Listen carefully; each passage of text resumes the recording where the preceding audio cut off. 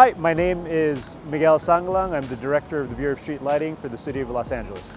We operate and maintain about 250,000 street lighting assets. 100 years ago, the Bureau took the most dangerous thing in the world at the time, electricity, the most innovative thing, light bulb, and put it where people congregated.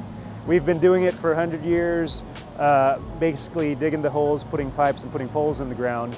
That's an expertise that we're bringing here. The MMBI project on the 110 freeway, that's a little bit more recent than our 100-year history. It's something that the community had been asking for, looking for greater internet accessibility in South Los Angeles and surrounding areas, and that was advocated for by many different offices.